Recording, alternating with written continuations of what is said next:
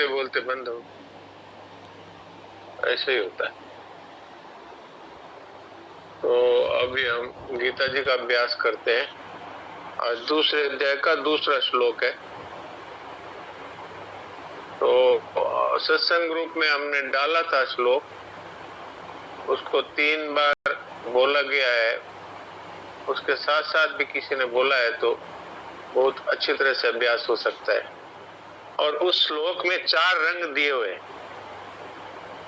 चारों चरणों के 4 रंग अलग अलग, जो सत्संग ग्रुप में डाला है ना उसमें।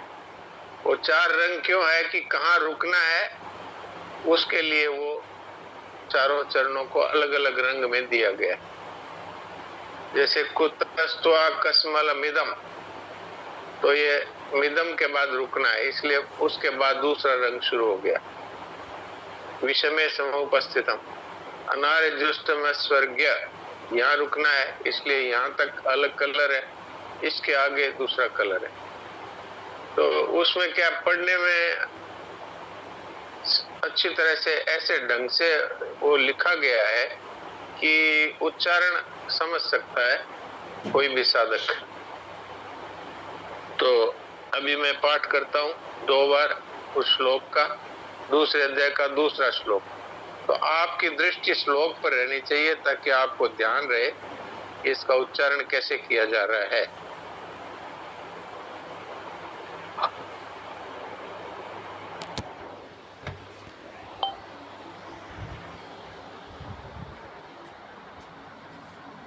दूसरे अध्याय का दूसरा श्लोक। श्री भगवान वाच कुतस्त्वाकाश्मलमिदं विषमे समुपस्थितम् अनार्यजुष्टमस्वर्ग्य मकीर्तिकरमर्जुन कुतस्त्वाकाश्मलमिदं विषमे समुपस्थितम् अनार्यजुष्टमस्वर्ग्य मकीर्तिकरमर्जुन। श्री भगवान बोले, हे अर्जुन, इस विषम अवसर पर तुम्हें ये कायरता कहाँ से प्राप्त हुई, जिसका कि श्रेष्ठ पुरुष सेवन नहीं करते, जो स्वर्ग को देने वाली नहीं है और कीर्ति करने वाली भी नहीं है। अब जो जो पाठ करना चाहे वो अपने हाथ खड़े करें ताकि फिर उनमें से जिनको मौका दिया जाए वो बोलेंगे। हाँ ज्योति। राम प्रणाम जी सा। राम राम। श्री भगवानुवाच कुतस्त्वाकस्मलमिदं विषमे समुपस्थितम् अनार्यजुष्टमस्वर्ग्य मकीर्तिकरमर्जुन।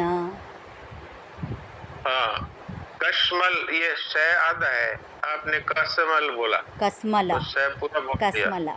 इसलिए इसको इस पहली लाइन को दोबारा बोलो। कुतस्त्वाकस्मलमिदं। अब ठीक है, ठीक। सुलोचना देवी बोलिए। प्रणाम महाराज जी। प्रणाम।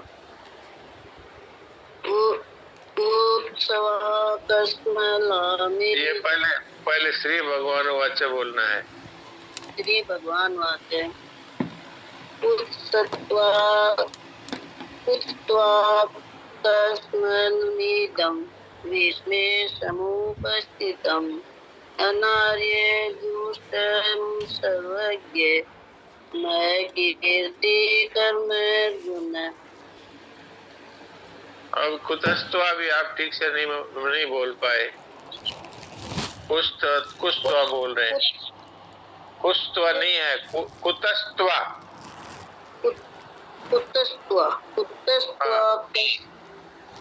कुतस्त्वाकमलमिदं। कमल कश्मलमिदं। कश्मल बोलिए, बोलिए पहले कश्मल बोलिए। कश्मल मीदम हाँ ठीक है, बस अब इसका अभ्यास कर लीजिए, बाकी आपका ठीक है, इसका अभ्यास कर लीजिएगा। कमला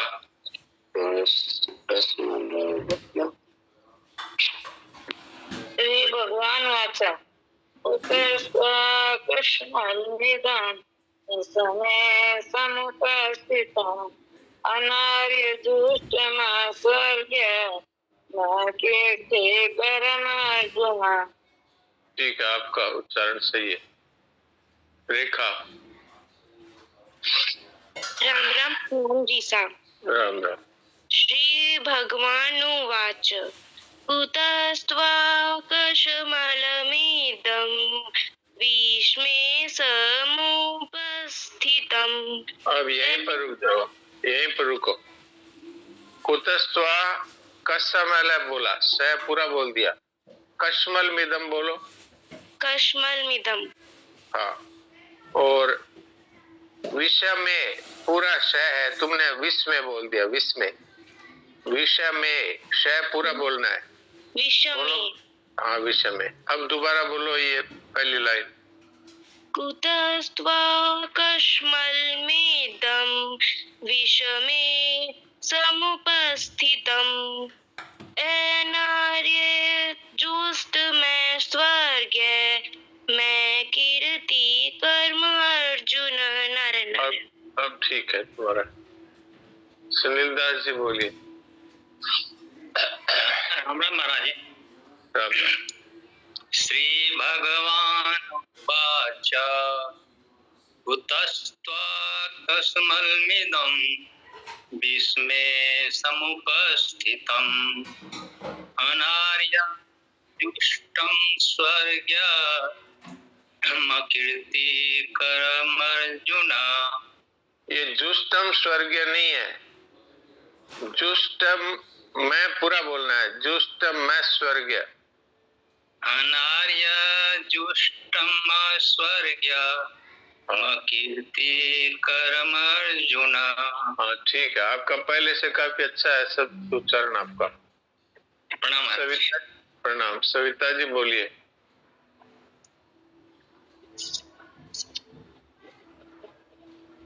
प्रणाम डॉक्टर साहब।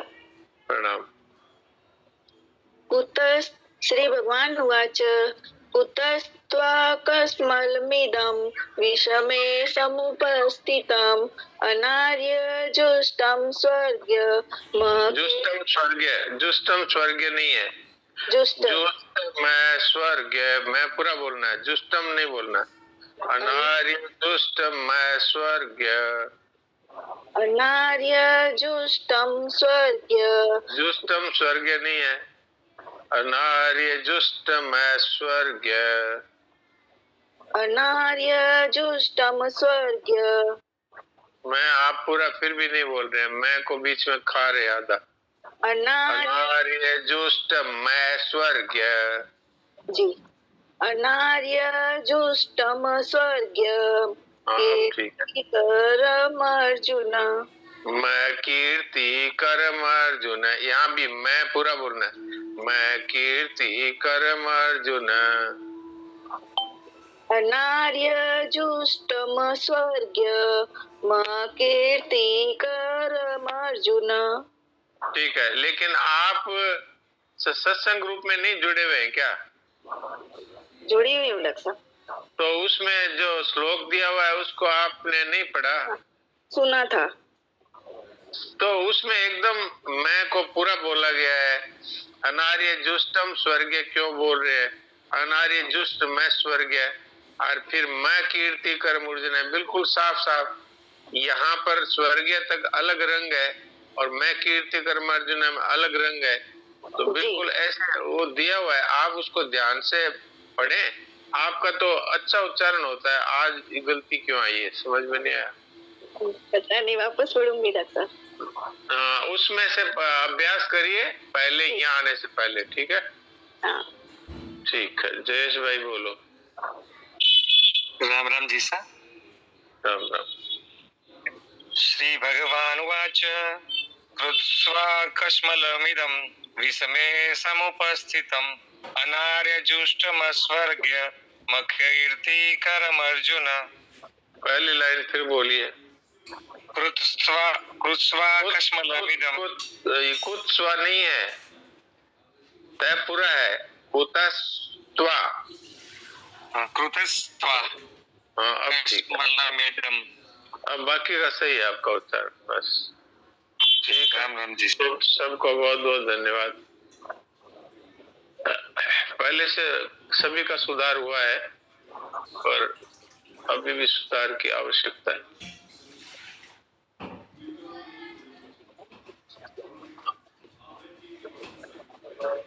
नारायण नारायण। देखिए, शुद्ध पाठ की बड़ी महिमा है। आप बोलेंगे तो मैं शुद्ध पाठ की महिमा का एक प्रसंग कल डाल सकता हूँ सत्संग ग्रुप में, याद रहा तो। शुद्ध पाठ की कितनी महिमा है। तो भगवान शुद्ध पाठ करने वालों से बहुत विशेष प्रभावित होते हैं।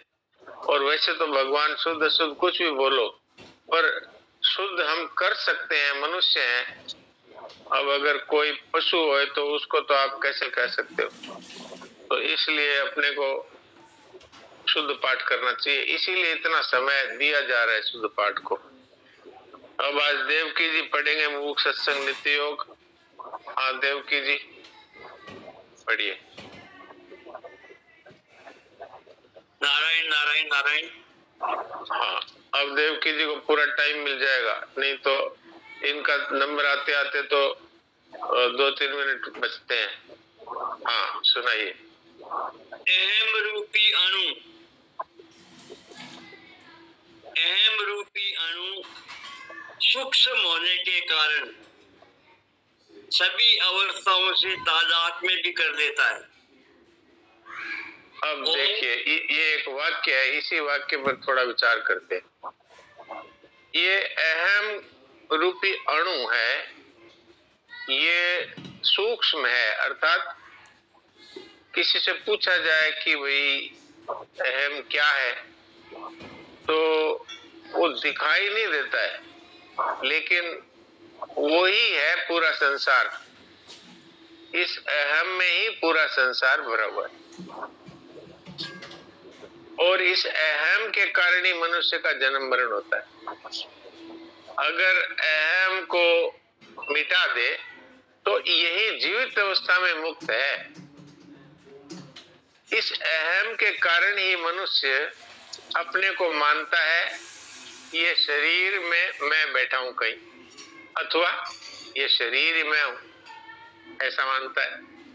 लेकिन इस पर थोड़ा विचार करें तो हमें समझ में आएगा कि ये हम इस शरीर में अगर कहीं बैठे होते तो शरीर के जलने पे हम भी जल जाते,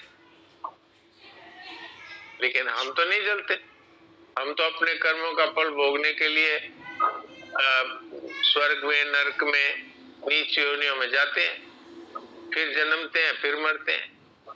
तो इसका अर्थ है कि हम शरीर तो नहीं है, लेकिन इस अहम के कारण से और हम जीव बन गए।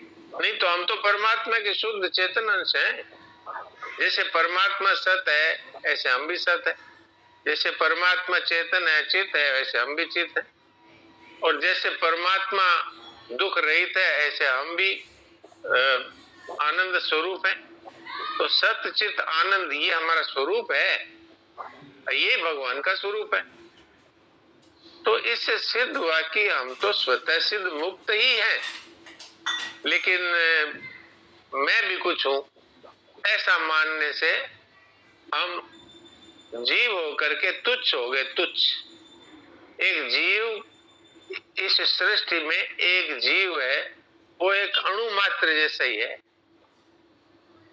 पर हम क्यों बन गए इतने महान ईश्वर के अंश होते हुए भी हम क्यों बन गए भिखारी। भिखारी क्या होता है? ये चाहिए, ये चाहिए, ये चाहिए, कोई तो भिखारी होता है। तो हम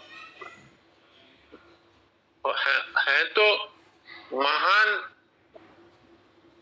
त्रिलोकेश्वर के अंश और बन गए भिखारी।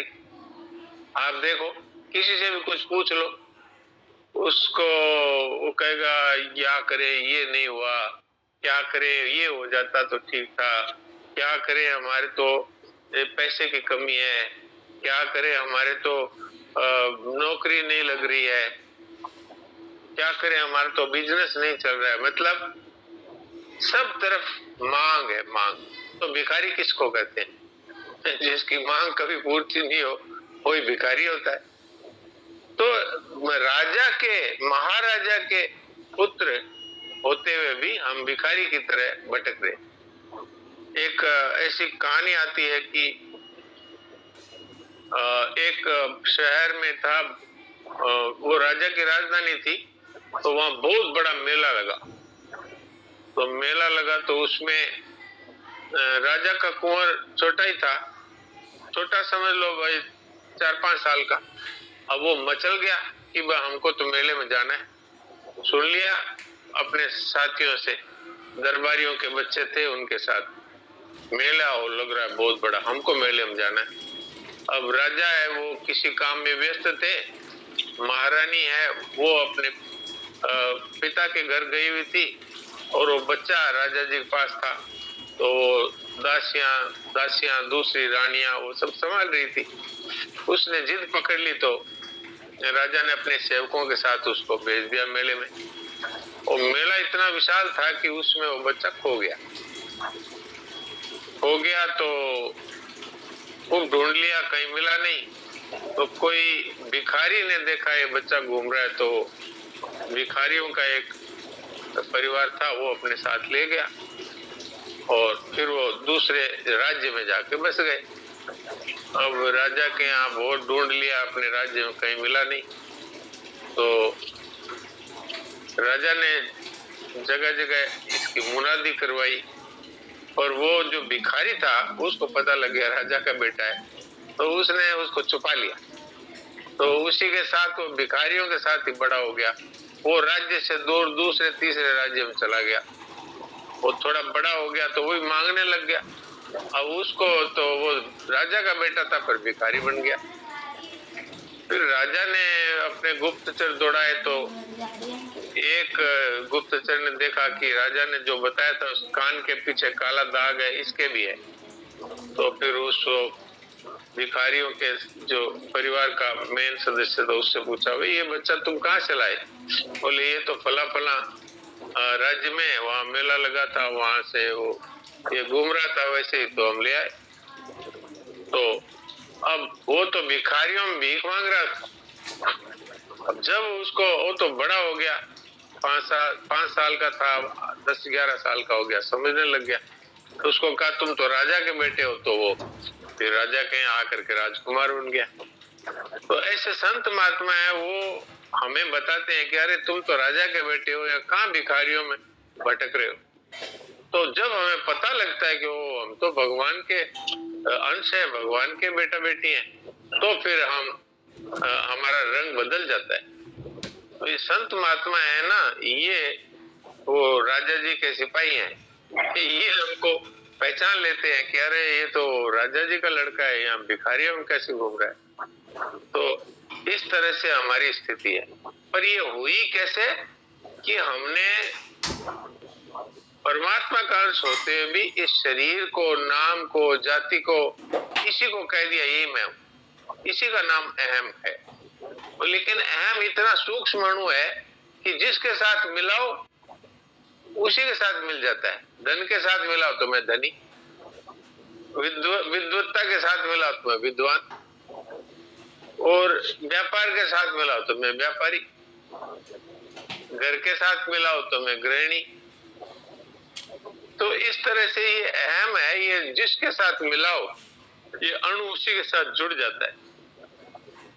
अब हमें ये पता लग गया कि ये नाम के साथ, जाति के साथ, धन के साथ ये जो हम मिल जाते हैं, ये हमारी मूर्खता है। हम हैं भगवान के अंश और हम जुड़ गए किसके साथ? जड़ के साथ। ये धन जड़ है, जमीन जड़ है, विद्या जड़ है, इनके साथ मिल गए और मिल करके यही मैं हूं ऐसा मानने लगे, तो तुच्छ हो गए, तुच्छ। इसके लिए एक दूसरा उदाहरण भी दिया जाता है कि जैसे मान लो कि समुद्र है, उसमें कितनी बूंदे हैं उसका कोई गिनती नहीं।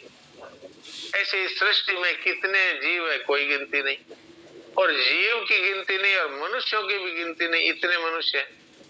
तो ये हम अपने आप को कुछ मानने लग गए, इसलिए हम हो गए जीव। जैसे अगर बूंद है वो कह दे मैं भी कुछ हूं, तो अब वो है तो साक्षात जल ही, लेकिन वो मैं भी कुछ हूं तो वो क्षुद्र हो गई, नहीं तो वो तो समुद्र ही है। ऐसे हम वास्तव में मैं हूं ऐसा मान करके तुच्छ हो गए, नहीं तो हम तो साक्षात परमात्मा ही हैं। परमात्मा के अंश होने के कारण परमात्मा का स्वरूप ही हमारा स्वरूप है। तो ये अहम रूपी अणु है, इसने हमको जीव बना दिया, अथवा हमने अहम को अपना मान करके और मैं ही ये हूं ऐसे करके हम तुच्छ हो गए। महान ईश्वर की संतान होते हुए भी भिखारी हो गए, भिखारी। हाँ देव की जी सुनाइए। तो अहम रूपी अणु सूक्ष्म होने के कारण सभी अवस्थाओं से तादात्म्य भी कर देता है और सभी से अतीत में भी प्रवेश कर सकता है। सभी अवस्थाओं में भी ये जुड़ सकता है, परिस्थितियों में भी जुड़ सकता है, और सबसे अतीत अर्थात जो हमारा स्वरूप है उसके साथ भी एक होकर के मैं योगी हूं ऐसे हो। ये तीनों गुणों से अतीत है योग, तो फिर भी योग के साथ जुड़ करके मैं योगी हूं और ज्ञान के साथ जुड़ करके मैं ज्ञानी हूं। तो ये अतीत गुणातीत होने पर भी अगर सूक्ष्म हम रह जाता है तो ये छोटा सा अणु है, वो गुणों के साथ तो जुड़ ही जाता है, लेकिन संसार के साथ जुड़ जाता है, शरीर के साथ जुड़ जाता है, धन के साथ जुड़ जाता है, जैसे हमने अभी बताया। लेकिन ये गुणों से अतीत के साथ भी जुड़ जाता है। जी सुनाइए। किंतु निराश्रय होने पर स्वयं प्रेम तत्व से अधीन होता है जो अनंत का स्वभाव है। हाँ, अगर ये जो अहम रूपी अणु है, ये जो इसकी आदत है आश्रय लेने की, धन का आश्रय ले लेता है, विद्या का आश्रय ले लेता है, पद का आश्रय ले लेता है, और तो और पेंशन का भी आश्रय ले लेता है।